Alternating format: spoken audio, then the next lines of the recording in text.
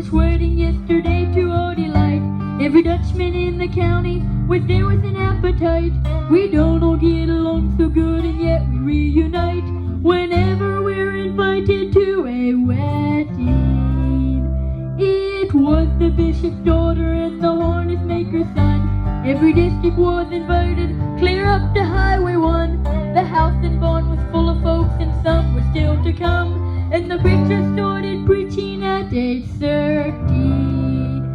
There was Abe Yoder and Joe Yoder and Ben Yoder and John Yoder and Amos Yoder and Eli Yoder and Levi Yoder. He was there too.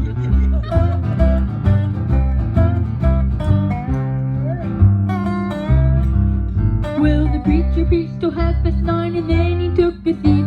The next one hemmed and hawed and coughed and stared down at his feet. He finally got him married and then he said, let's eat, 'cause there's nothing like an Amish wedding dinner. There were chicken and potatoes and green beans and wedding steak, and beets and cheese and pickles, apple pie and chocolate cake, and ice cream, coffee, tea and juice enough to fill a lake. And this was just the wedding meal's first helping. There was, you wanna know who was there? Abe Troyer and Joe Troyer and Ben Troyer and John Troyer and Amos Troyer and Eli Troyer and Levi Troyer. Was he there?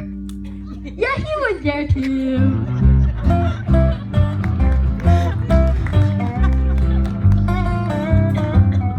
And then came meatballs made of pork and beef lightly browned, and bowls of mashed potatoes, about 100 pounds. And everyone went silent as the platters went around. There was no sound except for people chewing.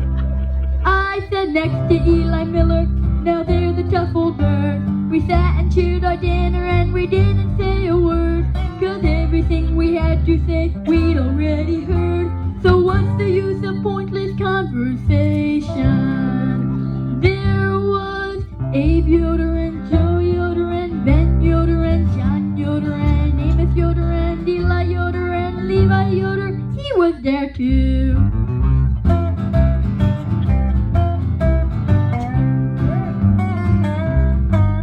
Joe raised his hand for silence, and then he told a joke about an Amish couple and some English folk.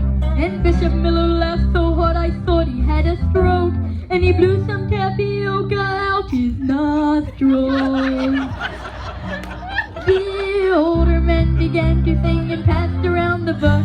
The women washed the dishes in the kitchen with the cooks. The boys washed the girls and they pretended not to look, 'cause they might just have themselves a date for supper.